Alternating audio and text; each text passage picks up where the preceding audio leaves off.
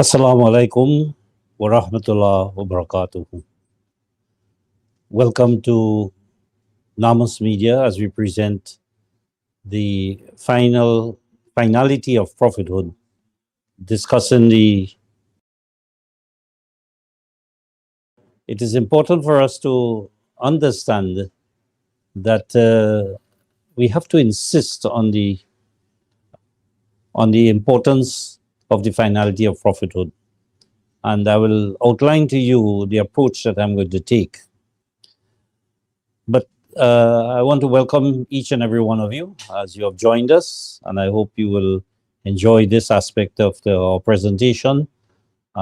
Remember, we are representing the Ahmadiyya Anjuman Nishati Islam worldwide. Of course, we are broadcasting from Trinidad, and we do have our associate members in Toronto, Ontario, Canada as well. And I want to welcome each and every one of you if you are in any other part of the world too. Now, the first thing we have to understand is why is it so important to discuss the issue of finality of prophethood in Muhammad. I want to quote the verse of the Quran that deals with this topic in Arabic and give you the English before I begin my presentation. This verse of the Quran that speaks of the finality of prophet is in chapter 33, verse 40 of the Quran. And it says, ما كان محمد أبا أحد من رجالكم ولكن رسول الله وخاتم النبيين وكان الله بكل شيء عليما صدق الله العلي العظيم وصدق رسوله النبي الكريم ونحن على ذلك من الشاهدين. Always in my speeches, my presentations, begin with this expression, I bear witness that there is no God to be worshipped but one God, Allah. And I also bear testimony to the fact that the Prophet Muhammad sallallahu alaihi wasallam is the last, the final messenger of Allah, after whom no prophet, old or new, will come. And I begin in the name of Allah, the Beneficent, the Merciful. Now, as I was saying, why are we discussing this topic of finality of prophethood?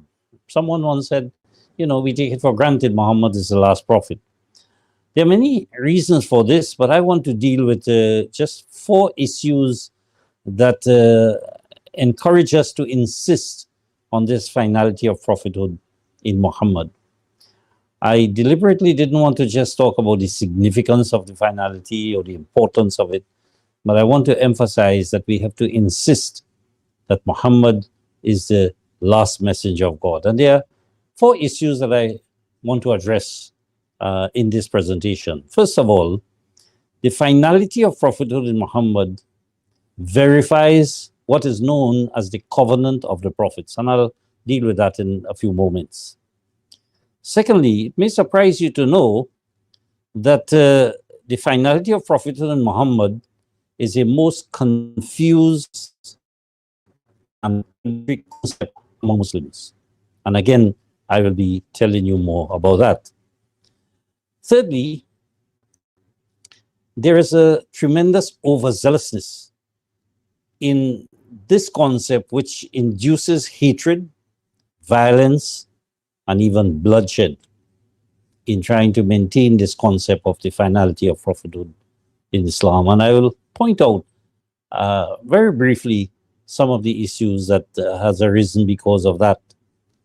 And thirdly, and fourthly, there are wrong concepts about prophethood introduced by misguided followers of Mirza Ghulam Ahmad. And that is an extremely important viewpoint that has to be dealt with. And I hope, inshallah, these points will be clarified. Now, when it comes to the covenant of the prophets, the Quran speaks of something that is called Misaki Nabiyin, a covenant of the prophets. Every prophet took a covenant to accept the last prophet. And the reason why we believe Muhammad is the last can be last. And when you accept Muhammad as last prophet, you automatically and inevitably recognize all prophets who came before him. And so that is a means of respecting the founders of all the great religions of the world. The Quran says, "La nufarriqu bayna ahadin min rusuli." We don't make any distinction among the messengers of God, the prophets of God. Now, we have to realize that there are many Christians or people of other faith systems who do not accept Muhammad as a final prophet. Why not? Has it not been presented to them? Does it really matter? More than that, we find that some Christians even put Muhammad in the category of false prophets without a clear definition as to who is a prophet. They don't believe he was actually a prophet, let alone being the final one. There are others who think that Muhammad was just a person who thought he was a prophet, but was mistaken. That's a viewpoint expressed by some people. Ask yourself this question, as a Muslim who believes in Muhammad, can you prove that Muhammad was a prophet to a person of another faith system? When we look at the other faith systems, we'll find that Jews believe in Moses, but they don't believe in Jesus. Christians believe in Moses and Jesus, but they don't believe in Muhammad. But Muslims believe in the prophet of the Jews, all of them, Abraham, Moses, David, Solomon, and all others that are mentioned in the Old Testament. And Muslims also believe in Jesus, the prophet as mentioned in the New Testament, Jesus as a prophet of God. And the followers of every prophet who believe in prophets of those who came before, but do not believe in the ones after. So the Jews believe came after the Jesus Christ, believe that mark. Now, Quran teaches that every prophet took a covenant to accept the last prophet, and that is mentioned in the Quran in chapter 3, verse 81, which says, whenever Allah took a covenant of the prophets, Misaqin Nabiyyin, indeed, what I gave you of the book and wisdom is so that a messenger will come to you verifying that which is with you. So you shall believe in him and you shall aid him. And then God said to those prophets who took this covenant on behalf of their followers, of their people, do you affirm, do you accept? And do you accept my compact in this matter? And they said, we do affirm. So it is important to let the world know and people of other faith systems know that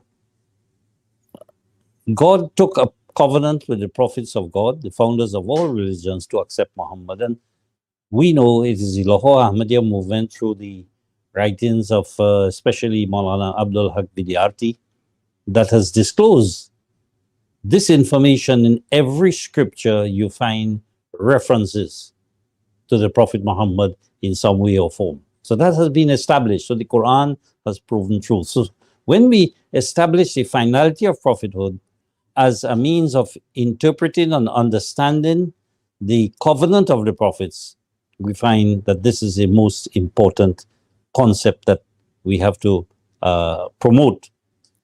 So that we find, for example, there is a saying there is a statement in Deuteronomy in the Old Testament that says, a false prophet who speaks in the name of God shall die.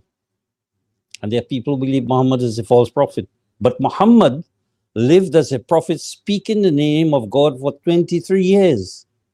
And he died victorious with a verse saying, this day I have completed for you your religion.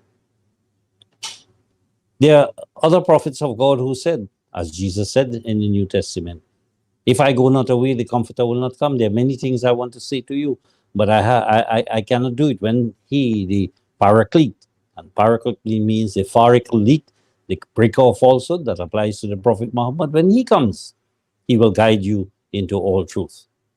So that the finality of prophethood is not only an issue that we have to understand, it is an issue and a concept that we have to promote so that people of other faith systems recognize that it's through Muhammad we can understand the nature of all the prophets who came before.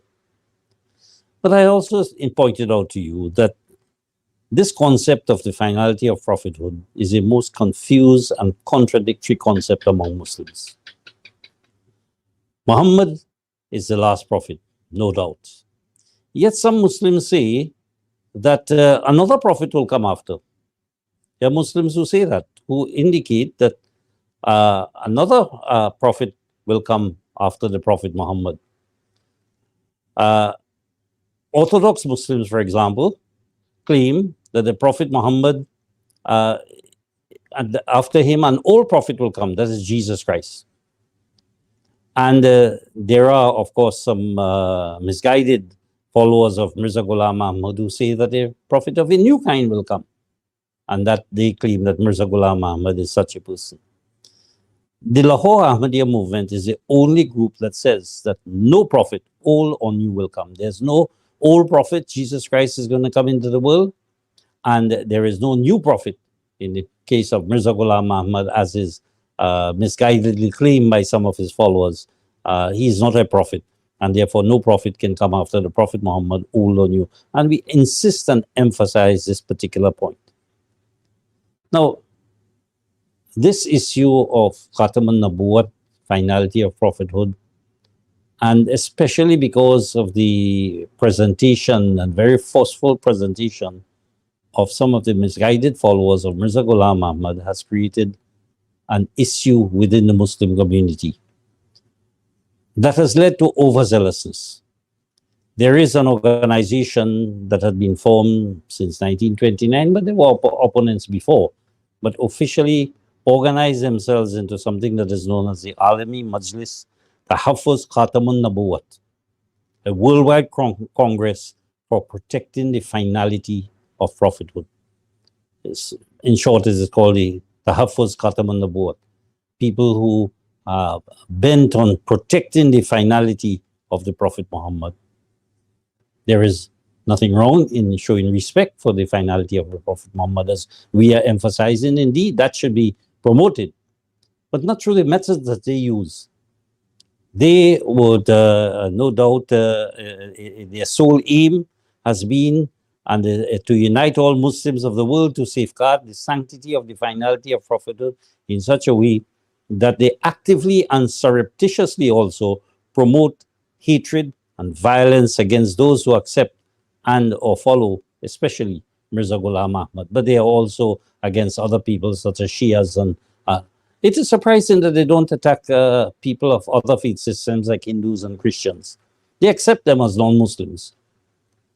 Now, there are people who associate others with God, and they leave them alone. But they feel that if people associate somebody wrongly, though that may be, with the Prophet Muhammad, they deserve to be persecuted or even killed. So in their eyes, it is right to show hatred and violence against somebody who misguidedly says that there's a prophet after the Prophet Muhammad, and they themselves accept that because they say Jesus is going to come. But if somebody says there's another God besides Allah, that's okay. They have no problem with that. So there's no violence against those who associate others with Allah, but not for Muhammad. Perhaps maybe they pay more attention and love for Muhammad than they do even for God. But that's an issue that they will have to answer for. Now, when we look at the wrong concepts about prophethood introduced by the misguided followers of Mirza Ghulam Ahmad, we first of all need to understand that there are two sections of the Ahmadiyya movement. The Ahmadiyya movement in Islam, the followers of Mirza Ghulam Ahmad, broke into two sections. One is called the Lahore Ahmadiyya movement, the Lahoris. I belong to that organization. And the others are known as both Qadianis and Rabwites. They're called Qadianis because the Lahoris, when we broke away, we set up our headquarters at Lahore in Pakistan. This was in 1913. And the other group remained in Qadian, and they set up their headquarters. They continued their headquarters from where Mirza Ghulam Ahmad started in Qadian. Later on, however, when the partition of Pakistan came, a large section, perhaps 90 or 95% of the population or the members of the Ahmadiyya movement of the Qadian section migrated to Pakistan. They left, I think it was just 313 people in Qadian, and they migrated. They bought a place in Punjab that is called Rabwa, and they settled there. So that is why they are also known as Rabwites, the Rabwa Jamaat. So the Qadiani Jamaat or Rabwa Jamaat applies to this section that is separate from the Lahore section. Now the Qadianis or the Rabwites say that Mirza Ghulam Ahmad is a prophet without a book, without a law. They call that Gair Tashri. Now, let's first of all look at Jesus Christ and the coming of Jesus Christ. Compare the Orthodox Muslims. They say that Jesus is going to come. Now, is Jesus going to come with a book or not a book? Will he come with a gospel? Because the Quran says gospel was revealed to him. If Jesus Christ comes into the world with the gospel, then what happens to the Quran? He's replacing the Quran. If Jesus Christ comes to promote Islam, will he know the Quran? Does he know Arabic? Is he learning that wherever he is if he is alive? Would he be able to answer any question on the Quran? Will he know the so many issues in Islam that people are talking about? What help will be? What advantage will he be to the Muslim community in promoting Islam? He might not be a hindrance rather than a help to the propagation of Islam. So that Jesus, who is expected by the Orthodox Muslims, cannot come with a book. And the Qadianis also, who say that Mirza Ghulam Ahmad is a new prophet, they say he has no book as well. So, but the Quran tells us that every prophet came with a Sharia, a law. In chapter 5, verse 48, and also in chapter 2, verse 213, it says every prophet is revealed with a book. So when we look at the Orthodox Muslims who believe that a prophet can come after Muhammad, that is Jesus Christ, with or without a book, and if he comes with a book, it probably will be the Gospel. Certainly it cannot be the Quran. And the misguided followers of Mirza Ghulam Ahmad who say that a prophet without a book is going to come, or has already come. Now the Lahore Ahmadis, therefore, are the only Muslims who truly believe in the finality of prophethood. Because we say no prophet, old or new, will come. No old prophet, Jesus Christ, can come with or without a book. No new prophet can come, Mirza Ghulam Ahmad or anybody else who claims to be a prophet, with or without a book. So that we may ask the questions, what is so important to Muslims as to the return of Jesus? What is the benefit to them or to Islam? They say Islam is perfect. We say that Mirza Ghulam Ahmad is a reformer, not a prophet. They said Islam doesn't need reforming, doesn't need reformers. But if Islam doesn't need reformers, why does it need a prophet? Why does it need Jesus to come back? Islam is a perfect religion. We don't need Jesus. We need a Muhammad to promote Islam to the end. That is what Mirza Ghulam Ahmad claimed to be. No prophet, old or new, can come. But if any prophet has to come, it will be the Prophet Muhammad himself. But that's a physical impossibility. And so he has explained this to me, that Muhammad does not and will not and cannot come in an incarnation, in a physical form, but he can come spiritually. His spirit is infused in his followers. And this has been accepted by many Muslims even before, many of the great saints who acknowledge this. So that if any prophet has to come, it has to be the Prophet Muhammad. Now the Prophet Muhammad has a law, and that is the Quran. So no mujaddid who claims to be a spiritual likeness of the Prophet Muhammad can go against the Quran. His book has to be the Quran, and that is what Mirza Ghulam Ahmad has presented. His arguments are always from the Quran. So that Orthodox Muslims believe it is against the Quran, and that they don't realize perhaps that it is against the Quran to say that Jesus will come. You know why?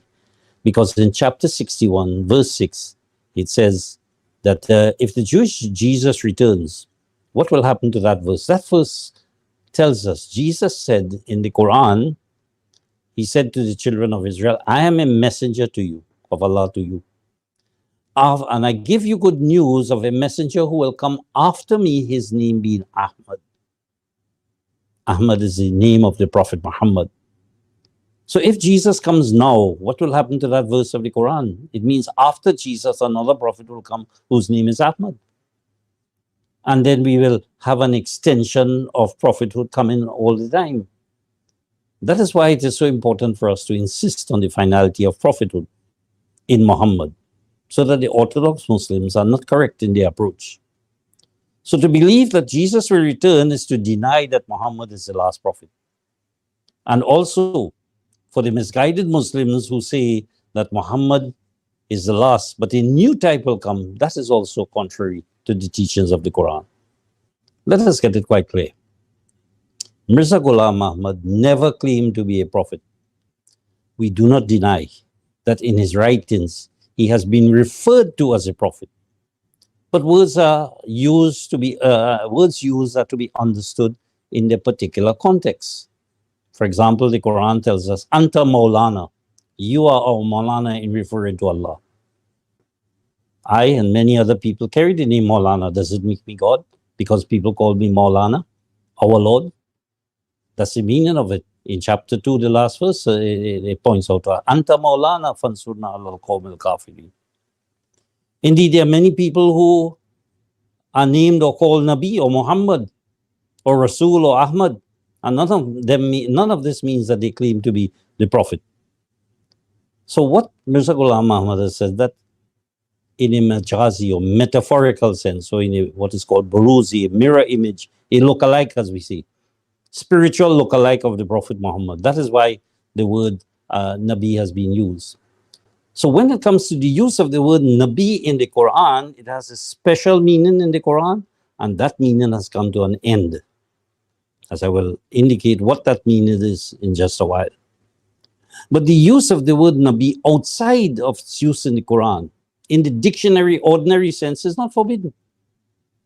I think recently I heard a cricketer from Pakistan whose name was Nabi Muhammad. That didn't make him a prophet merely because he carried the name Nabi. Because claim and name are two different things. And Mirza Ghulam Ahmad has said, Meri dawa nabuwat nahi hai, my claim is not of prophethood. I may be given a name, but certainly not a claim. Now, we know, for example, this may appear to be contradictory, but doesn't the Quran say Allah is Ahad, Allah is one? Yet so many places in the Quran, we is referred to. Allah is referred to in the plural. Inna anzalnahu fi laylatil qadr, we have revealed it. Is that contradictory? No. When the Quran makes it quite clear that God is one, it means that the we has to be interpreted in a particular way. Similarly, when Mirza Ghulam Ahmad said that I am not a prophet, any use of the word prophet with regards to him has to be interpreted in a particular way, and certainly it is not the way that is used in the Quran. So we look at the issue of Khataman Nabiyyin as mentioned in the Quran, and you'll find it very interesting what the Quran points out to us, that there are wrong concepts about prophethood, which were introduced perhaps for the first time by misguided followers of Mirza Ghulam Ahmad. And they wrongly claim that Mirza Ghulam Ahmad is a prophet without a book or a law that is called Ghaib Tashri.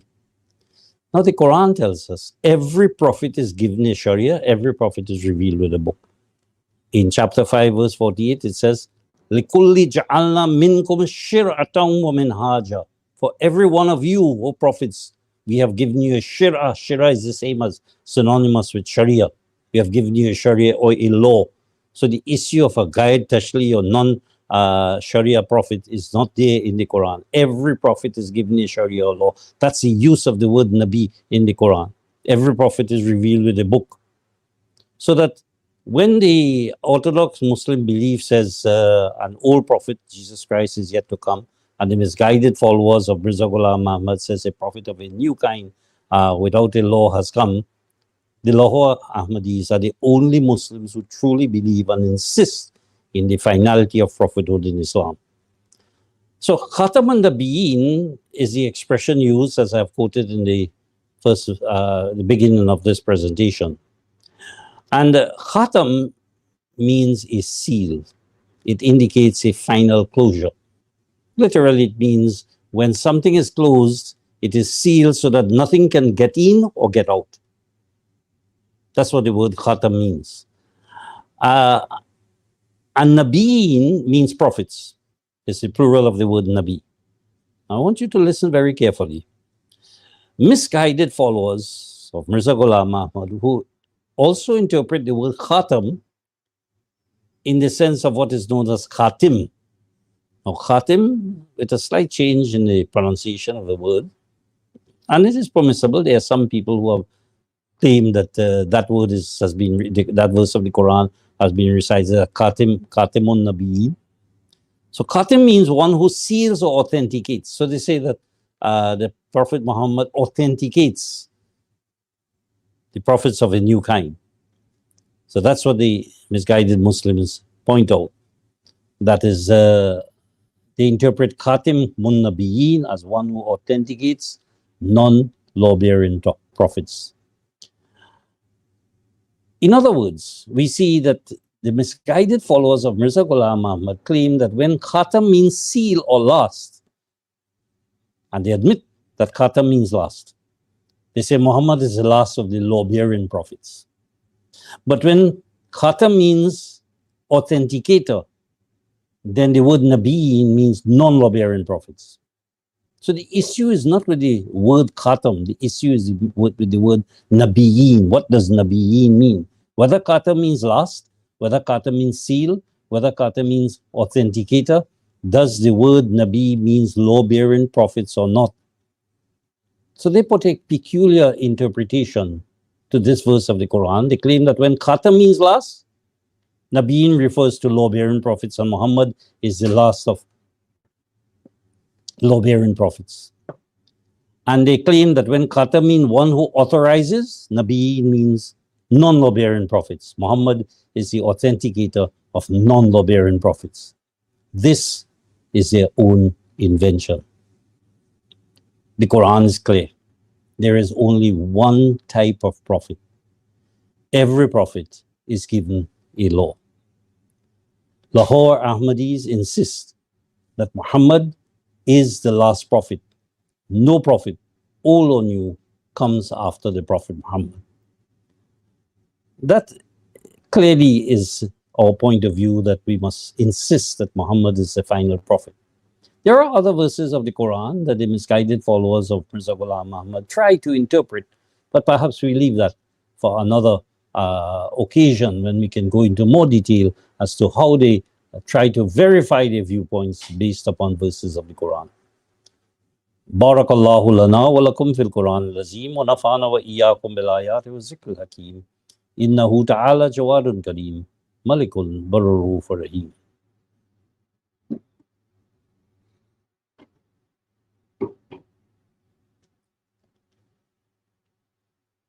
So,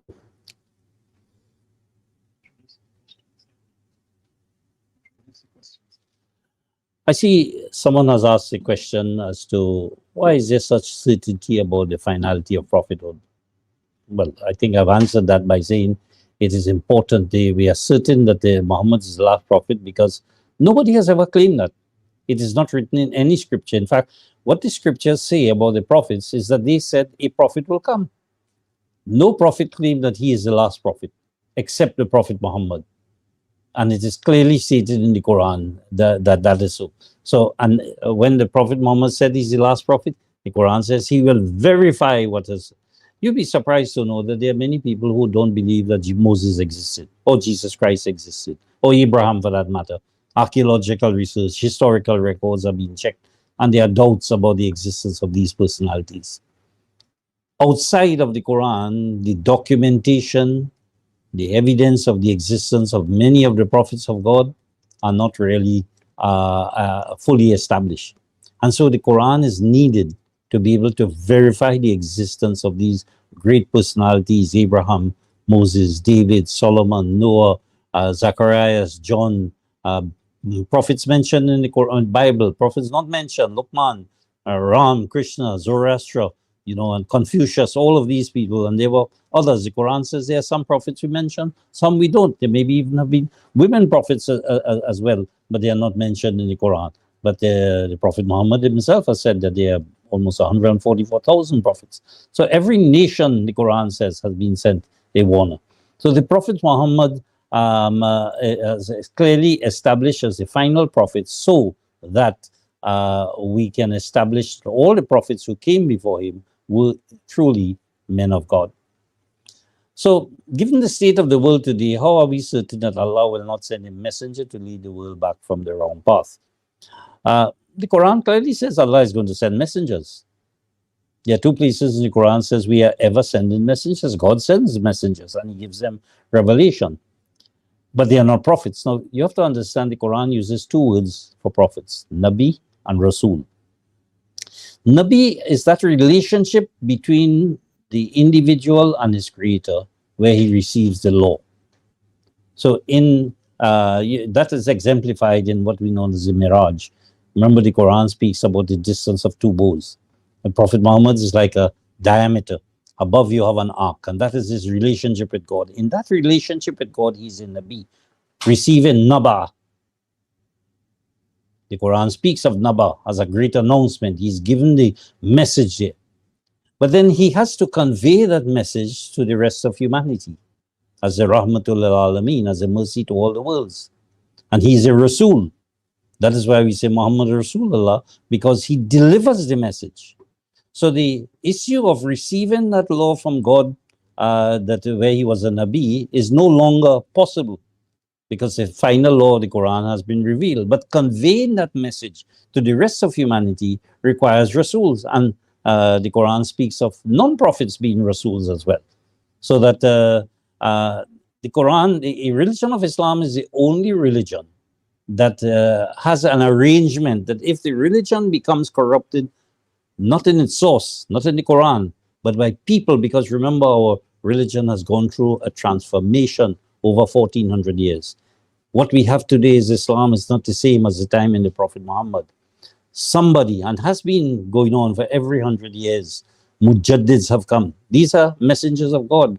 They don't change the religion, but they change the thinking of people about the religion of Islam and make them think differently and understand the true purpose of religion. So that we are certain that Allah will send messengers, yes, to turn the world back from the wrong path.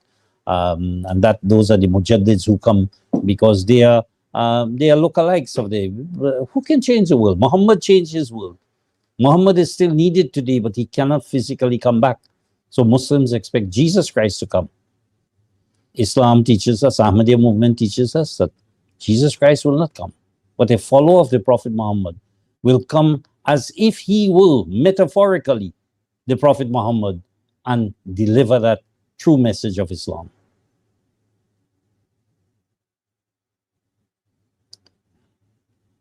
Yes, Mirza Ghulam Ahmad, the question has been, how do we know that Christians or Zoroaster are prophets of God? Mirza Ghulam Ahmad has given a very simple answer to that. He said, these are personalities who are revered by millions of people all over the world. Krishna, Ram, Zoroaster, Confucius, Buddha, all of these. God would not let a person who is an unrighteous person be revered by so many people. No doubt, we have a lot of fiction, we have records of these people that have been tampered with. We may not have the truth about them. But in spite of the misinformation about these personalities, there is love for them by people of the world, millions of people. They have to be men of God who are still beloved by God. Their personality is so powerful, it transcends all of the falsehoods that may be said about them through no fault of theirs.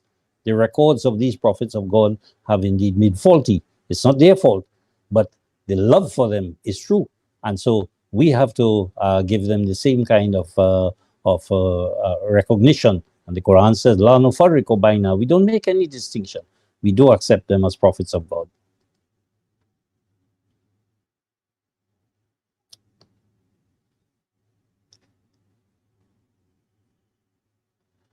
Yes. What is the authority in the Quran that caused Muslims to believe that Jesus will return? Um, there's a verse of the Quran. It's a misunderstanding of the Arabic language, and this is where Mirza Ghulam Ahmad has come, and God has revealed to him how to interpret the Quran. There's a verse of the Quran that says, "Ya Isa inni mutawaffika wa rafi'u ilayya." "O Jesus, I will cause you to die." Mutawaffika, tawaffa is the Arabic word. That means the Muslims interpret that to mean that, "Oh Jesus, I will take you bodily," because the word tawaffa comes from the word wafa, which means full. So they say, "We'll take your full body and soul to heaven, and we'll raise you to me."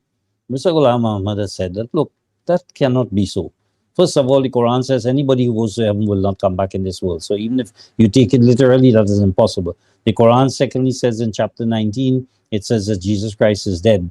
Jesus said, "Peace be upon me, the day that I was born, the day I die, and the day I will, return, be raised to God." So the Mutawafi, he says, there's so many places in the Quran, over 30 places in the Quran, where when the word tawafa is used, it means not the taking of the body, but the taking of the soul.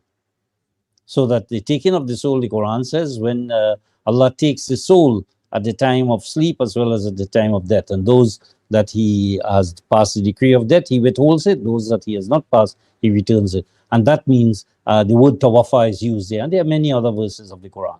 So it is a misunderstanding. So what the word inni mutawaffika means, "Oh Jesus, I am going to bring about your death," not the opponents, whether the Jews or Romans or so. They are not going to cause you to die. When the expression, my God, why have you forsaken me?" God has given Jesus the assurance that they will not take you. I will take your life. In other words, let you live your natural life. So it's a misunderstanding of that verse. And of course, in the New Testament, it clearly says that Jesus prayed to God and Allah heard his prayers and saved him from death. That is clearly stated. I think it is Timothy or one of these letters of Paul letters that indicates this.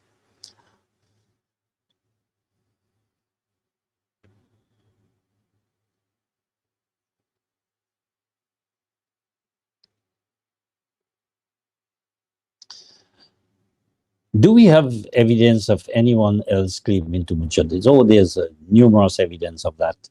I recall having read Imam Ghazali in the 6th century.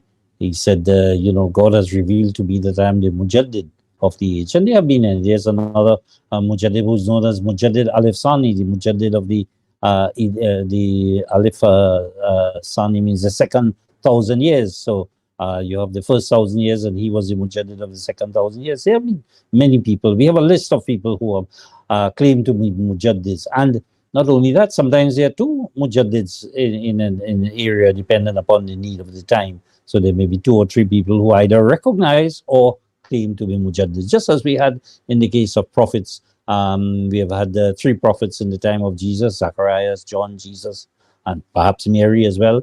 We have had Moses and Aaron. We have had Abraham and Isaac and Ishmael. So there can be 2 or 3 Mujaddids even in some particular ages and time. But there have been people who have claimed or who have been recognized as Mujaddids.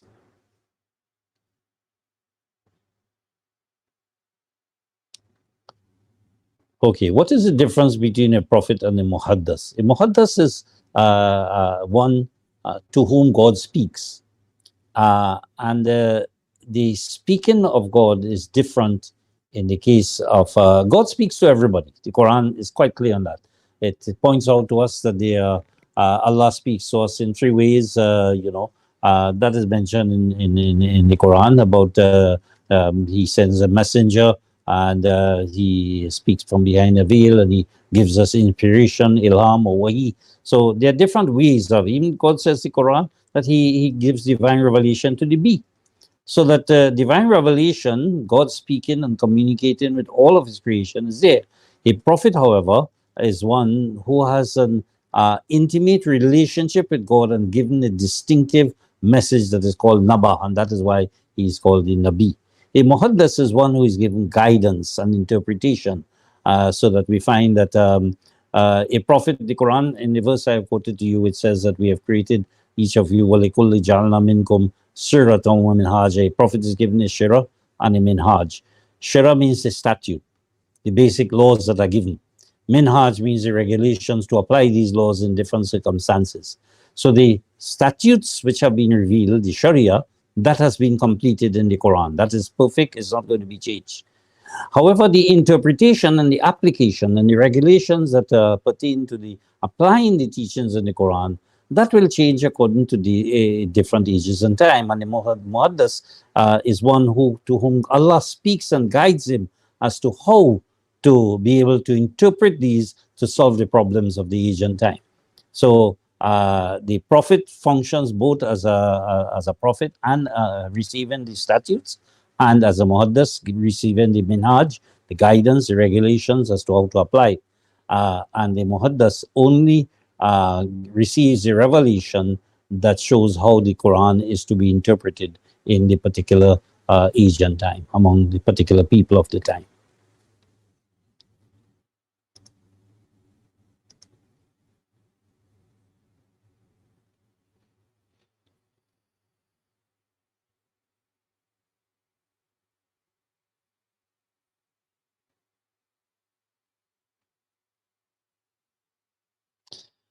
Yes, a question has been asked here where Orthodox Muslim got ideas that Jesus is coming back. Is this in the Quran? That is a very important question because it's one of the roles of the Mujaddid to explain this. Now, what has happened is that the Quran is quite clear that Jesus Christ is dead, is not going to come back. However, they read in the Hadith that Jesus Christ is going to come back. And it is interesting to note that Christians believe Jesus is going to return, and Muslims believe that Jesus is going to return. Two different religions accepting the same personality and expect, diametrically opposing results. Muslims think Jesus will come and destroy Christianity and promote Islam. Christians think that Jesus will come, promote Christianity, and destroy Islam on Muslims. Now, all the return of Jesus is associated with Agamemnon and apocalypse and all kinds of, wars and rumors of. Mirza Ghulam Ahmad has come and said, look, why can't we expect a Jesus of peace, a Jesus who will bring harmony among people, not hostility?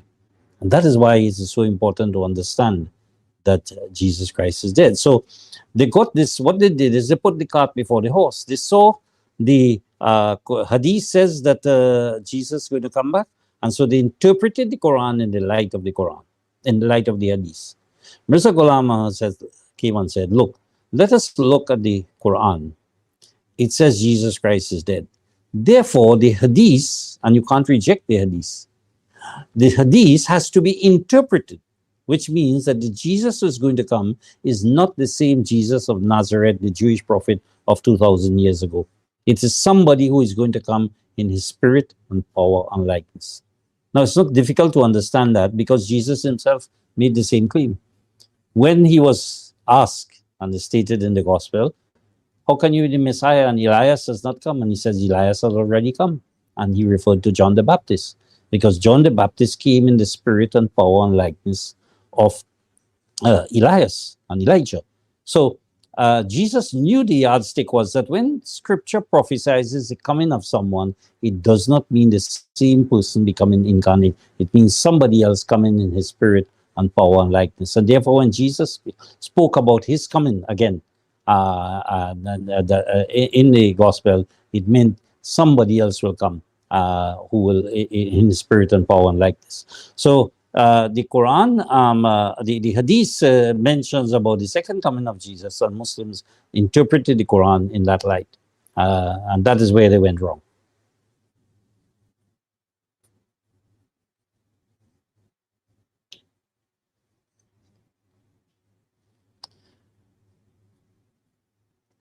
So are we having any other questions that you'd like to ask?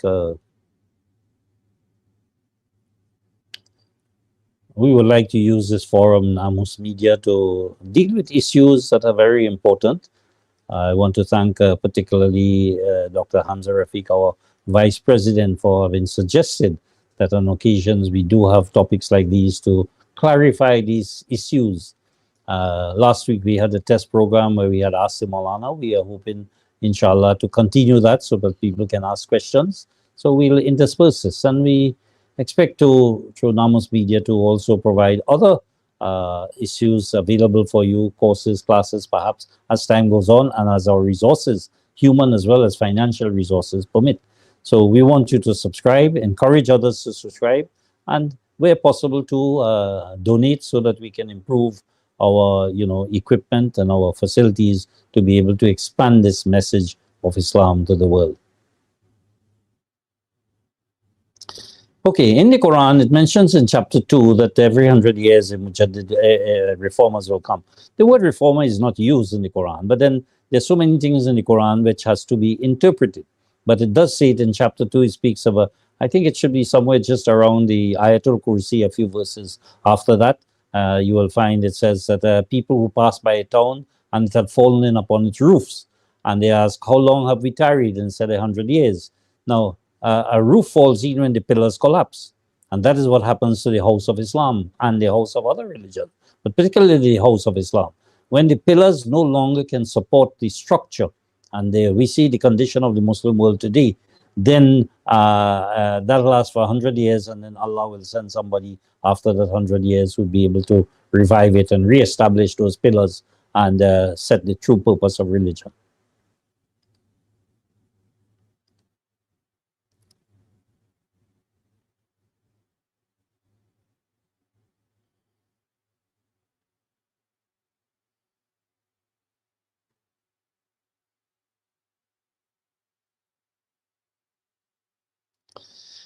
The question has been asked as to Islam and Christianity share many similar views and teachings. Why do some Muslims, await the destruction of Christianity? First of all, you have two types of Christianity. You have the Christianity which is promoted by Jesus Christ, and you have the Christianity that is promoted by the Apostle Paul. Now, you would recall in the New Testament that Paul was a persecutor of the Christians, and he would do so, find them, kill them, slaughter them, persecute them. However, one day he was walking to Damascus and he heard a voice saying, he said he was struck blind, I think it was, and he heard a voice saying, Paul, Paul, why do you persecute me? And then he became a Christian. It was not a conversion to Christianity, a conversion of idea. It was a conversion of method. That he realized that, look, instead of persecuting them from outside, why don't I come inside and change the doctrines? And that is well established in the New Testament, where some of the disciples of Jesus says Paul is teaching strange things. And even Paul himself says in one of his writings, he said, if by my lies the doctrine, the glory of God abounded, why do you call me a sinner? So he admits that he is telling lies, but the glory of God is abounding. So we have to make that distinction as to what in fact is the true concept of Christianity.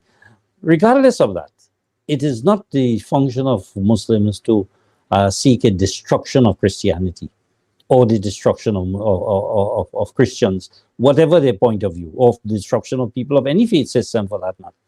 The function of Muslims is to carry the message of Islam to build human personality. The Quran speaks of Christians, priests and monks among them, whose eyes will flow with tears when they hear the verses of the Quran. So the Quran speaks highly of people of other faith systems, because we must understand it's not a matter of Islam, just a name to put on people. If you offer Islam to a person, what benefit does it give to the individual? Just to make him or her say prayers 5 times a day and fast and so on? What advantage is there in their life? What change does it bring about? So we are saying that the Mirza Ghulam Ahmad has pointed this out, that by following the teachings of Islam, and you'll get it in other scriptures as well, we want to enhance our personality so that we can become better human beings to live in harmony with people of all faith systems and all religions. What people, how they interpret it, they will be accountable for it. But God guides everyone, and He can even guide Christians. They are created by Him, after all. Even atheists given guidance by God, and other faith systems, people of other faith systems. So that hostility is that hostility is foreign to Islam, because Islam is a religion of peace, not hostility.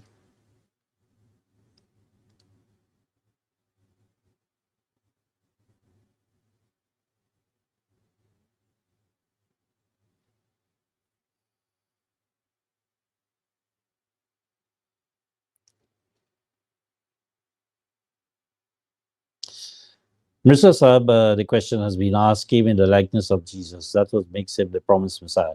Well, the promised Messiah means that there's a promise that a Messiah will come. Is there in Christianity, is there in Islam.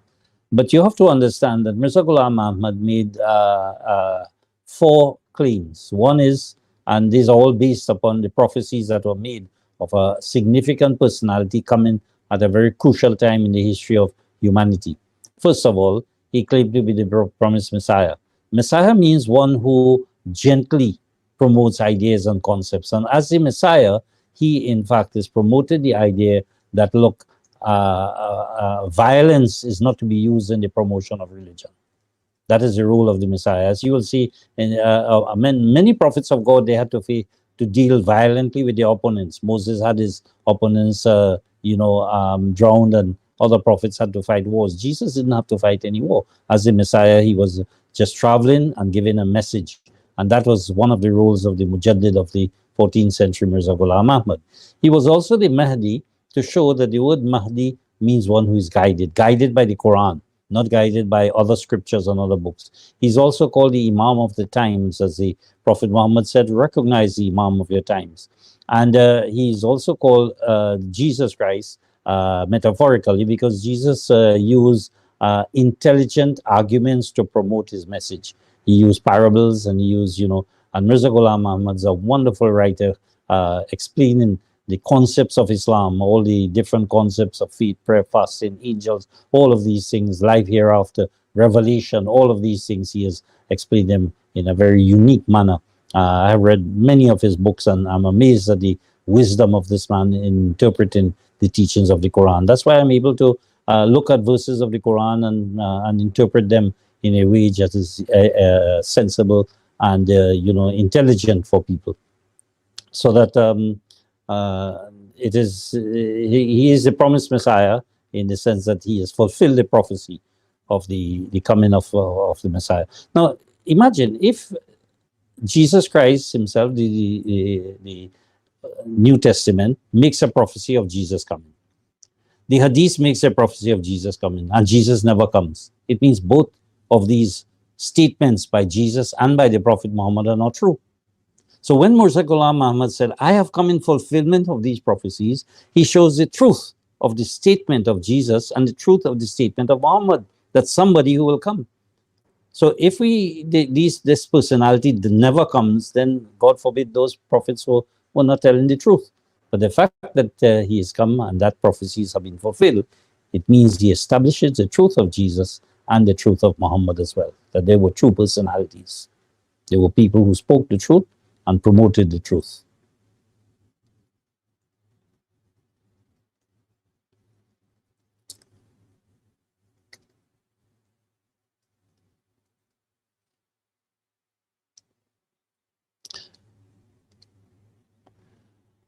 What book could you suggest for those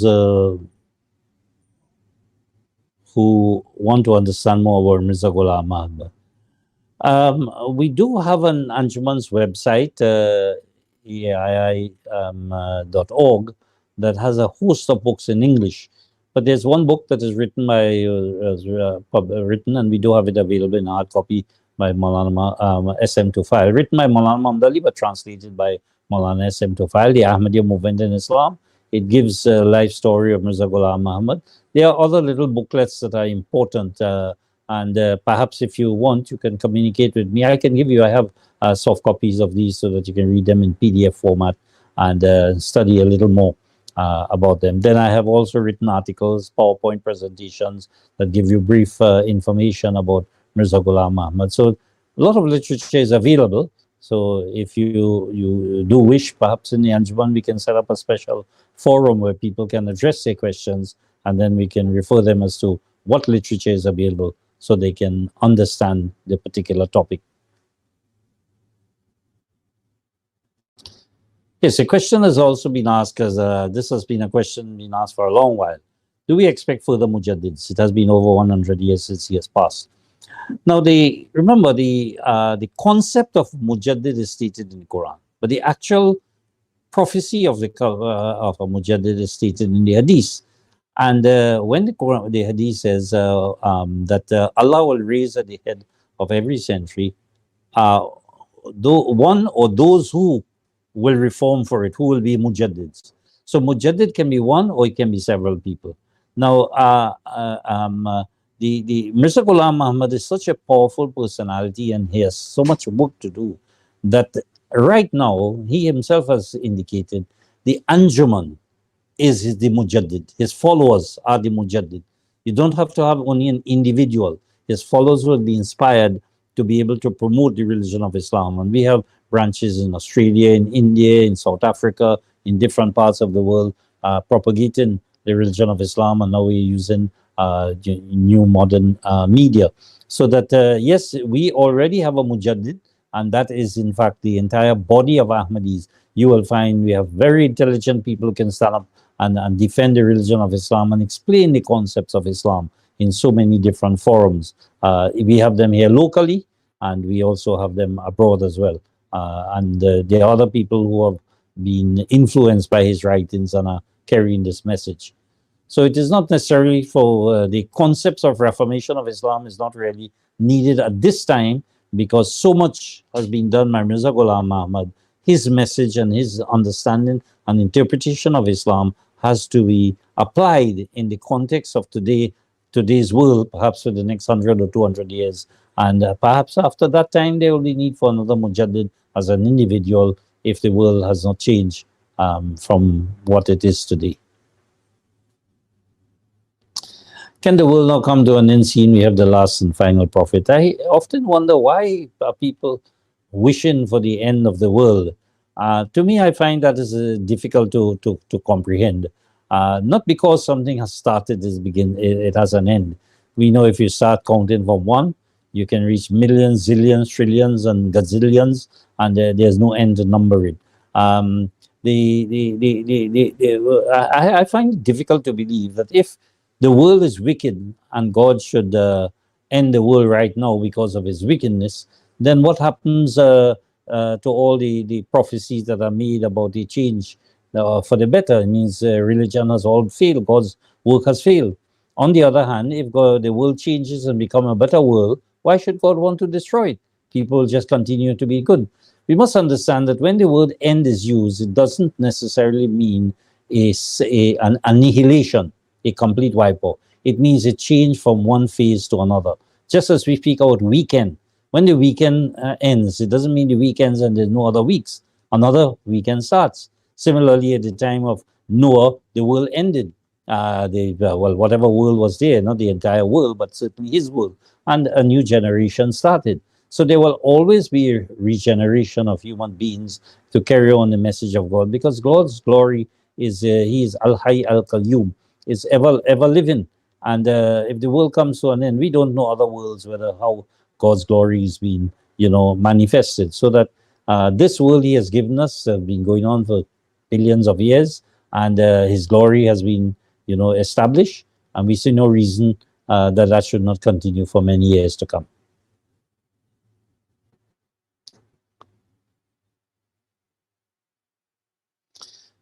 The Quran as a final authority, laws and belief. Why so much fractionalism? That's an interesting question, because I referred to you where the Quran says we have raised prophets, among and given them the book and the guidance, and that is in chapter 2, verse 13. That verse also says that mankind, human beings, are a single nation, and Allah raised prophets, but none but the very people differed and caused problems, as well as you will find that the Quran speaks about Their verses of the Quran are clear cut, and there are some which are is subject to interpretation. And it says, "Those in whose hearts are perversity, they seek to mislead others and they change the interpretation." So that is something that is ongoing. God has given human beings the freedom to think, and it says, "La ikraha fid din," there's no compulsion in religion. So people are given the freedom to think. It says, "Qad tabayyana rushd min al-ghayy." The fact that there are different sexes is an opportunity for us to be able to correct, the wrong concepts and ideas that are there. Uh, so that it's important for us to be able to correct those ideas. If you don't have wrong ideas, how can you correct them? So that is a means in which God has provided for us to be able to correct the misguided information about Islam and about the nature of the divine being. In fact, I would like to say that if a person is antagonistic to my point of view, we should be sympathetic to them, not hostile. We should feel sorry for them that they don't understand the truth as we know it. And it should make me more concerned about their welfare rather than to be hostile, to kill them or to do harm to them or wish that they should be wiped off because they differ with me. So that is a concept that Islam gives to us. Um, Can you explain chapter 19, verse 56 and about Prophet Idris, and chapter 3, verse 54 about Prophet Jesus?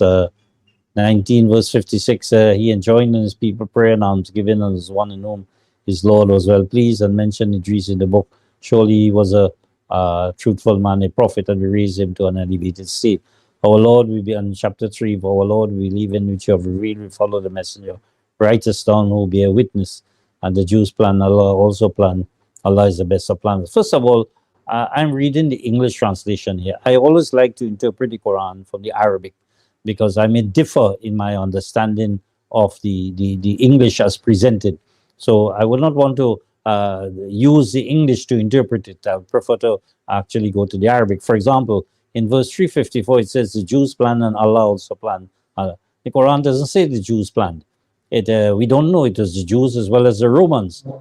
So it was not necessarily the Jews that did that. But that's the interpretation. And I mean, the translator of the Quran chose that in the particular context when he translated the Quran. But I differ with regards to that.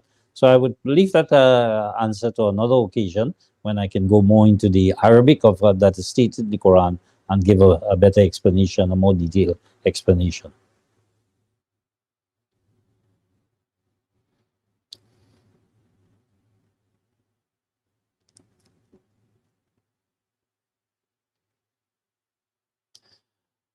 Question has been asked as to whether I think the standardization of translations of the Quran might help with misconception. I don't think so. I think, first of all, you can't really standardize translations of the Quran because remember, languages differ, idioms differ, concepts differ. Certain words will mean different things in different. For example, if you look in English, you'll find that we speak about the chastisement of the fire. The word chastisement is interpreted as punishment, but actually it comes from chase. Chase means to purify. And the Quran teaches us that fire is meant to purify you, not to punish you or to hurt you, but to make you a better human being. So if you use the word chastisement, changing the word to chase, you may have to change it to something else to convey the idea. So sometimes it's not a matter of the translation, but it's the interpretation, how you apply that translation. So there are different translations. It's good to use all of them, compare them. But the best thing, of course, if a person can know Arabic, even in the Arabic, there are many people who know Arabic and cannot interpret the Holy Quran. But there are a lot of aids that can help you use the Arabic language to interpret the Quran in a way that is meaningful. So I don't think the translations will really help, but it can help you to have your understanding of the Quran, whether it is right or wrong. That is important.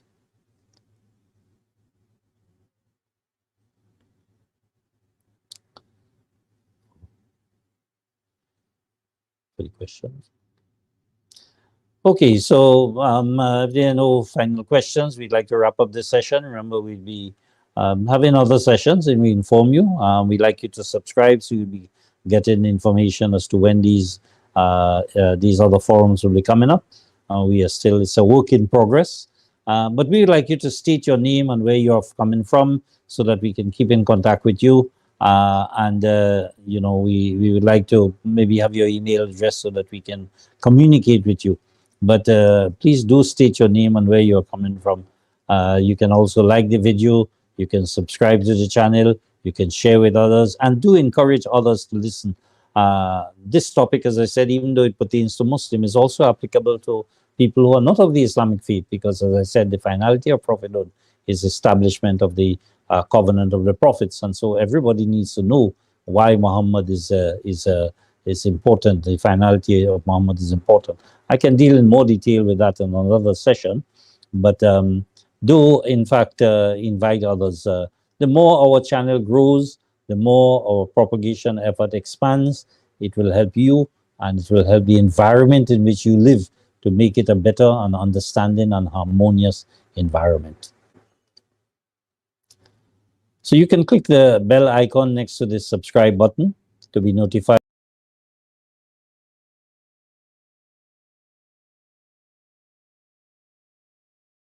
Presentation.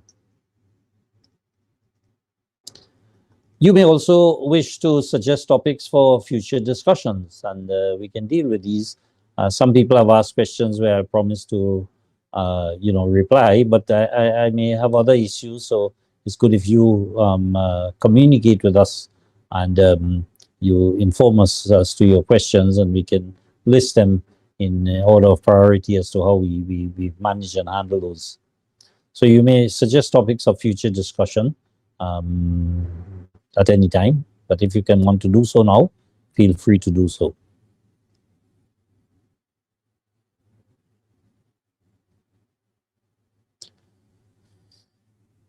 Okay, so if there are no questions, then we'll wrap up. I want to thank all of you for your participation. As I said, if each individual tries to get about 10 persons to listen in, to log in our channel, Namos Media, our channel will grow. So we would like you to help us. We are doing the back end here and trying to make this a very informative and profitable channel for you. But you can do much more as well to encourage your friends, relatives to listen to it and speak highly about it. So do subscribe and do let others know that they can subscribe to the Namos Media channel, and we'll have these presentations to enlighten you.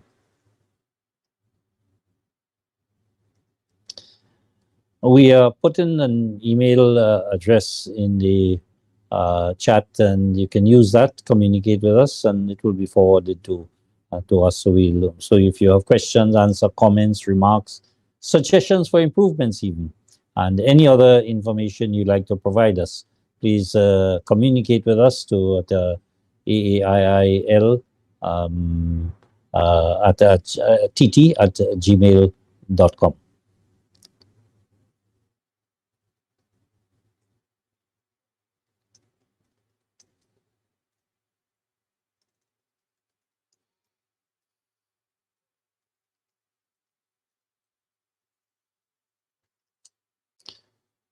We especially from the worldwide audience. I haven't checked through everyone who came, but I do know we did have someone from England, perhaps in other countries as well. And I know there are some of our members who have communicated with people in Barbados and in other countries of the Caribbean and Canada. We want to thank all of you for participating. We really appreciate your attending this session, and perhaps you can among yourselves discuss what you have learned and what benefit it has been to you.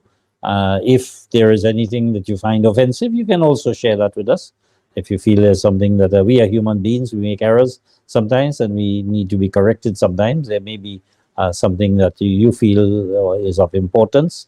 So we thank all those who joined us from the worldwide audience, all our members, all our subscribers, and we want to end this broadcast now And I want to say thank you again.